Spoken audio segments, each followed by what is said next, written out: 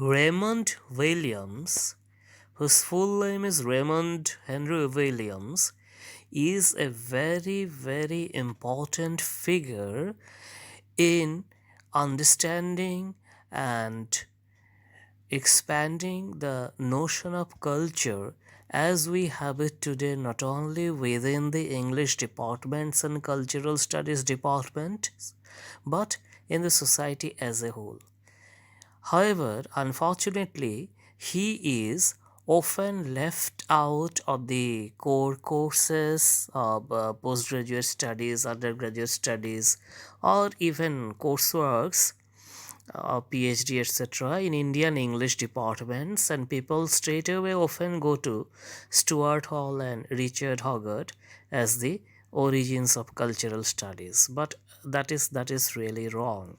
Actually, it was Raymond Williams more than anyone else who is responsible or who was responsible for the foundation as well as the development of this field called cultural studies, though the name that he used for it was cultural materialism, which inspired other people in his trail.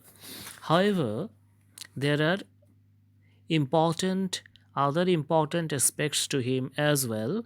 So he actually contested the Levisite notion of culture, as we have discussed in our lectures on Levis or F.R. Levis, whose The Great Tradition basically set the pattern of English studies for a very long time. In novels, The Great Tradition, and in poetry, New Bearings in English Poetry. Lewis, Eliot, and to some extent I. Richards, more or less, they were working towards, sometimes in conscious togetherness, sometimes in unconscious affiliations to each other. They were working towards a standard canon of English studies, right? And that canon basically was an expansion of the Arnoldian notion of culture or Arnoldian canon. You must have read about Arnold's touchstone method in his The Study of Poetry, and you must have read some parts of his famous book Culture and Anarchy, where Arnold famously defined culture, as the disinterested pursuit of whatever is best known and thought in the world. And for him, actually, culture is synonymous with literature. So the culture that Arnold spoke about and Lewis and Eliot defended were basically literary culture. Now, Williams made the change that culture is not only about literature, but it is the whole way of life. And that is how we have the origins of cultural studies. As we can see, this is the emergent trend in the English departments all over the world.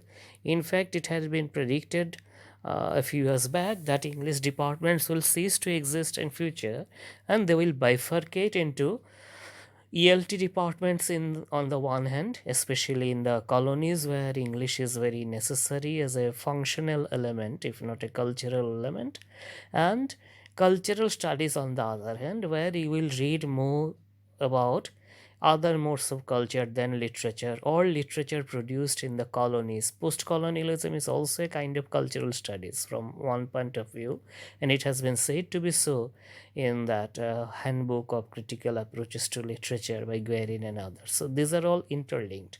Anyway, but Williams was the main origin, and he had continuous fights in Cambridge, at Cambridge, with his master and mentor F.R. Lewis.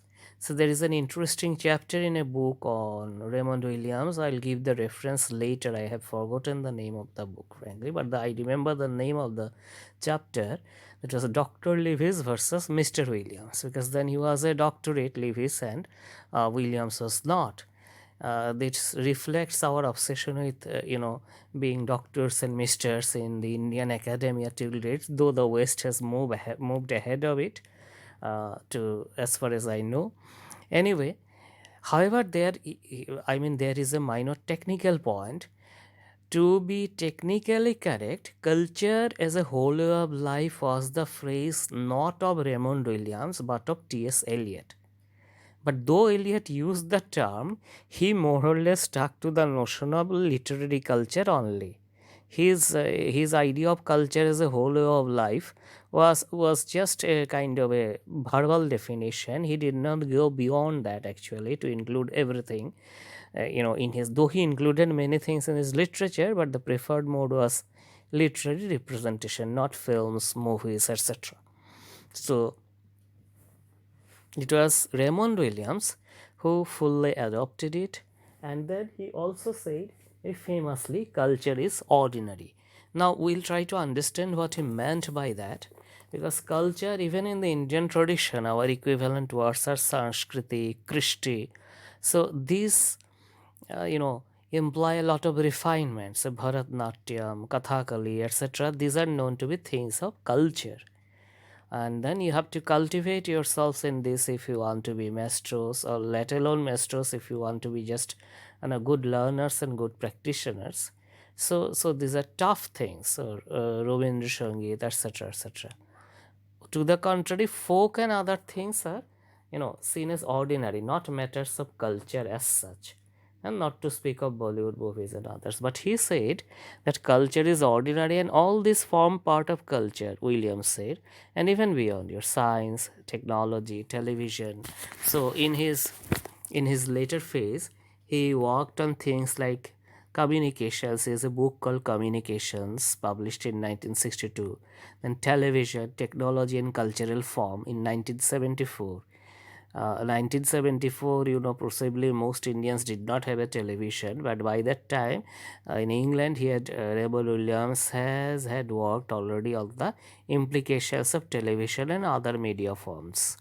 And then gradually he turned to giving an academic form, more intense academic form to his debates with his teacher F.R. Lewis. Now, Lewis says the Great Tradition, which is published in 1948, I have said it on other occasions also, included only 4 English novelists as great. That is, Jane Austen, who is so great that he does not almost speak about her. She is the model, she is the standard or the canon against which others can be judged. And then, of course, Henry James, George Eliot, and Joseph Conrad. He also indicates that it would be uh, plausible to include D.H. Lawrence there. And then he leaves out the most important and most famous novelist, Charles Dickens. These days, even I see on social media certain posts about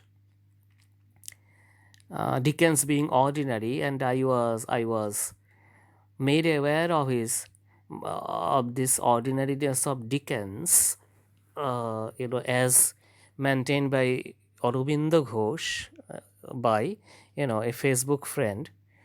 I first thought that this writing was his writing, then he made me aware this is Aurobindo's writing. So in MLS style, actually we do not use honorifics before names. So we go by first name and second name. So Aurobindo Ghosh, it is better to say, or William Shakespeare, or Rabindranath Tagore, not Kavi Guru Vishwakavi and all that. So that is detrimental to research and studies anyway. So actually I wanted to make him aware is that this is not Aurobindo's own saying as such, though he is very original in many things. This is the spirit of F.R. Lewis that speaks through him, that Dickens is ordinary. But then who is not? 99% of all of us are ordinary. And Dickens had one compulsion, of course. He had to, write for survival in series like serials today. But if I have read him correctly, I haven't read all of Dickens. He is the figure that comes most near or nearest to Shakespeare in English literature and even beyond. So, the variety of characters, though people have said some characters are type, but then you see again, I'll be a Johnsonian in real life. How many characters are truly individuals? Don't most characters behave in typical ways of their own?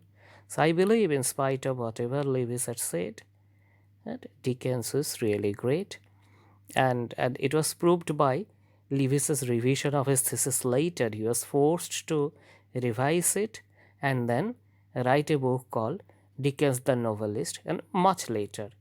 His leaving out Dickens is almost like Nehru's leaving out Netaji, the name of Netaji, in his famous speech on the freedom of India at midnight. So, anyway, uh,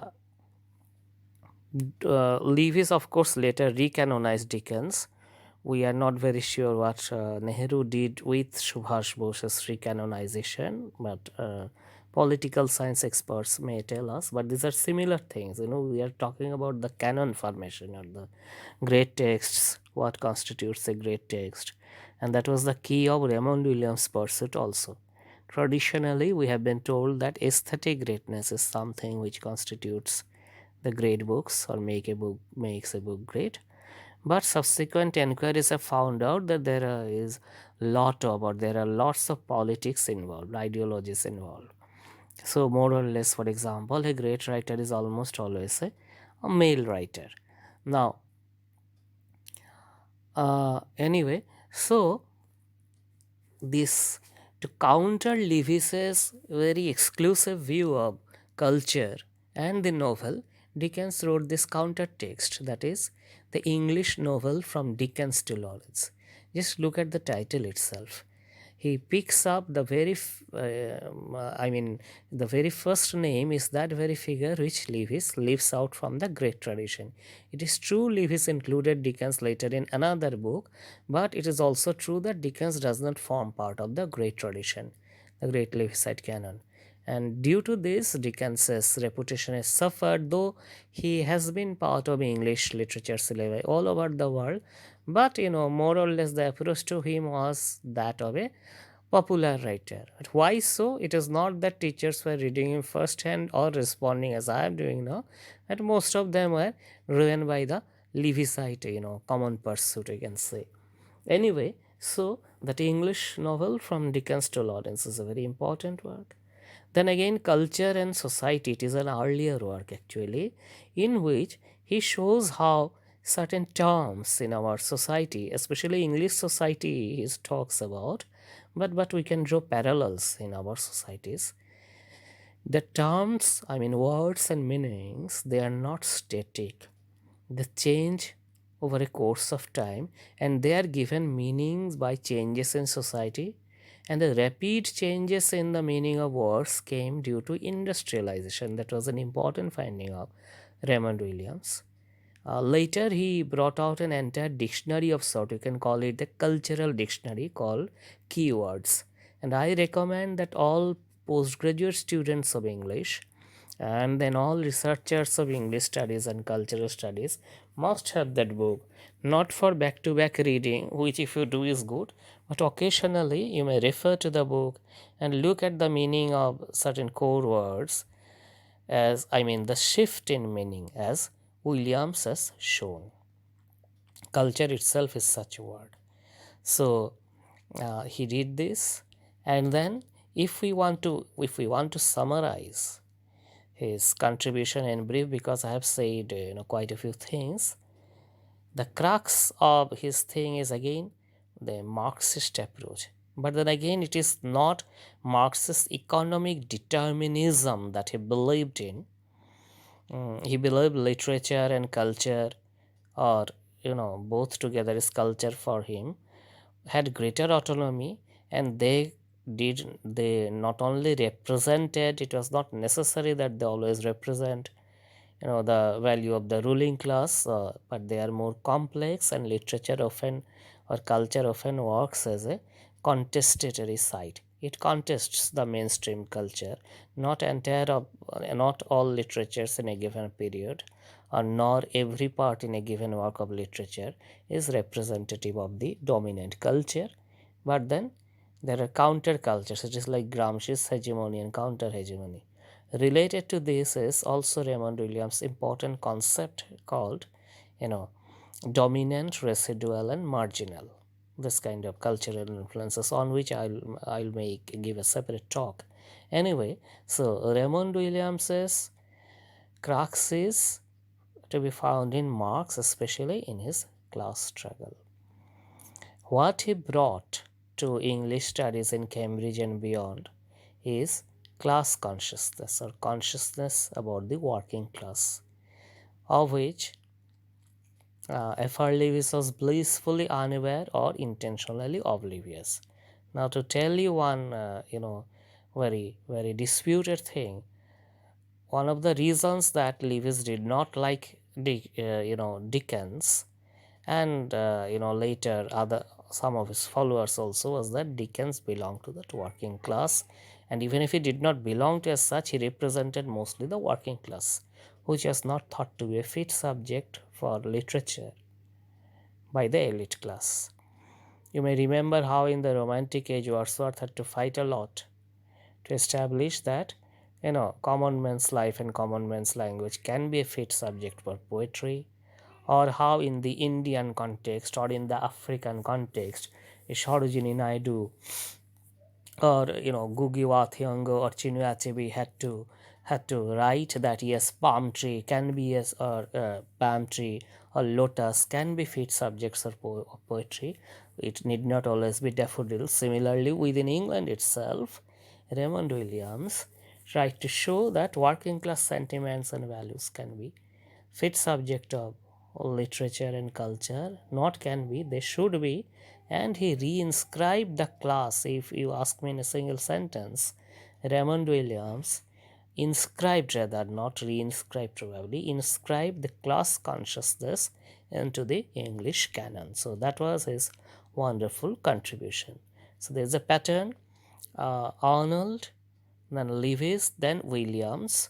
We can also see them from some perspective as complementing each other, though the spirit of complementing is mostly by contesting.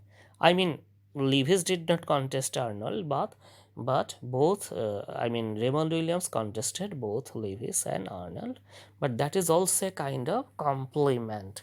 Complement, I mean COMPLE, but in a Derridian ways, that complement PLI is also not absent from my thought. Complement to the Guru by the Shishya. So, thank you so much for listening. We'll do more on Raymond Williams. He is a person, he is a figure you must know, you must try to understand to, to have a proper perspective of what is actually behind the canon or at the base of the canon of the great tradition of English literature.